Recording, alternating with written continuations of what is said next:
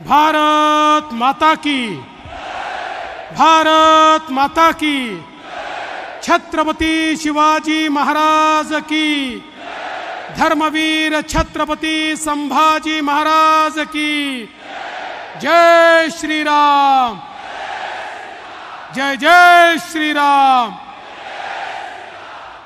हिंदवी स्वराज्याचे सरसंस्थापक छत्रपती शिवरायांना मानाचा मुजरा करतो।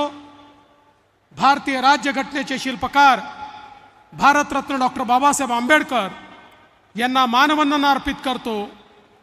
खऱ्या अर्थानं ज्यांनी शिक्षणाची मुहूर्तमेढ केली ते महात्मा ज्योतिबा फुले, क्रांतिज्योती सावित्रीबाई फुले यांनाही वंदन करतो आणि क्रांतीवीर भगवान बिरसा मुंडा यांच्या चरणी नमन करतो।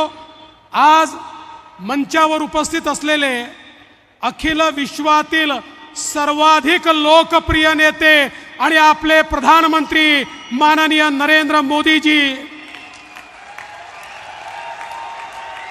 आपले उमेदवार भारतीताई पवार, नाशिकचे आपले उमेदवार हेमंतप्पा गोडसे, भागवत कराडजी, माननीय छगन भुजबळजी, राधाकृष्ण विखे पाटीलजी, गिरीश भाऊ महाजनजी, दादा भुसेजी, नरहरी झिरवळजी, आमदार देवयानीती फरांदे, सीमाताई हिरे, राहुल अहेर, राहुल डिकले, दिलीप काका बनकर, सुहासजी कांदे, सरोजताई अहिरे, अमृताताई पवार, विजयजी चौधरी, विजयजी साने, बाळासाहेब सानप, लक्ष्मण सावजी, सुनील बछाव, प्रकाश लोंढे, शंकर वाघ, धनराज महले, प्रशांत जाधव, मोहनराव अमृते, मंचावरील सर्व मान्यवर आणि एवढ्या विराट संख्येने या ठिकाणी उपस्थित असलेल्या माझ्या माता भगिनी आणि बंधूंनो, खऱ्या अर्थानं गंगा पुत्र माननीय मोदीजी गंगेच्या काठावर काशीमध्ये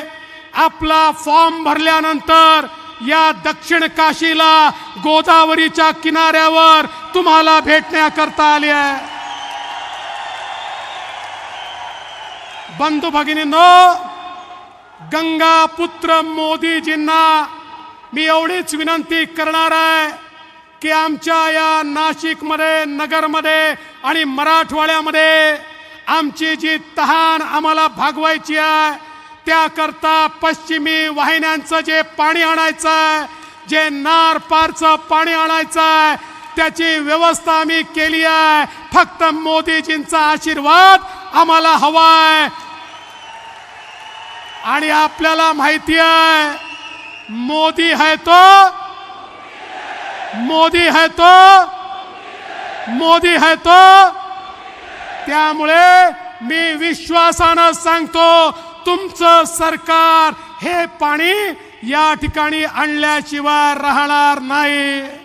बंधू भगिनींनो, दुसरी गोष्ट मला सांगायची आहे, आज आपल्याकडे उपभोक्ता आणि शेतकरी यांच्यामध्ये कधी कधी कांद्याचा वांधा तयार होतो आणि आमच्या शेतकऱ्यांची अडचण होते। राज्याचं सरकार मागे उभं राहतं, पण मला विश्वास आहे आम्ही मोदीजींना विनंती केली आहे, त्यांनी सांगितलंय येत्या काळामध्ये एक नवीन मेकॅनिझम कांद्याकरता आम्ही अशी तयार करणार आहोत की ज्या माध्यमातून या ठिकाणी आमचा शेतकरी हा कुठल्याही परिस्थितीत अडचणीत येणार नाही आणि त्याला मदत करण्याची आवश्यकता ही राज्य सरकारला देखील पडणार नाही। बंधू भगिनींनो, तुम्हाला एवढीच विनंती करतोय, तुम्ही निवडणूक पाहतात, आता या निवडणुकीमध्ये मोदीजींच्या विकासाला उत्तर देता येत नाही, मोदीजींसमोर मत मागता येत नाही, कोणी आता मतदान करायला तयार नाही। असं लक्षात आल्यानंतर आता भारतातले मत संपले तर पाकिस्तानमधनं मत मागण्याचा प्रयत्न चाललाय। त्या ठिकाणी राहुल गांधींकरता पाकिस्तानचे मंत्री ट्विट करतात, केजरीवाल करता पाकिस्तानचे मंत्री ट्विट करतात। आम्हाला वाटलं उद्धवजी तुम्ही तरी याच्यापेक्षा वेगळे असाल, पण मला आश्चर्य वाटतं परवा उद्धव ठाकरेजींच्या रॅलीमध्ये पाकिस्तानचा झेंडा फडकत होता।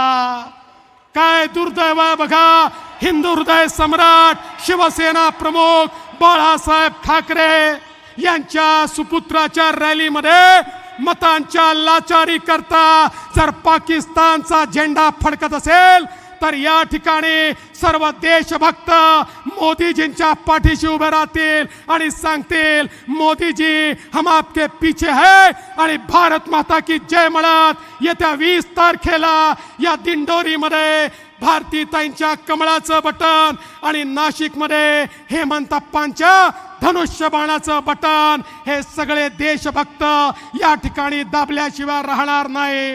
आणि म्हणून आपण सगळ्यांनी मोठ्या प्रमाणात या ठिकाणी मतदान करावं एवढीच विनंती करतो आणि माझं बोलणं संपवतो। धन्यवाद।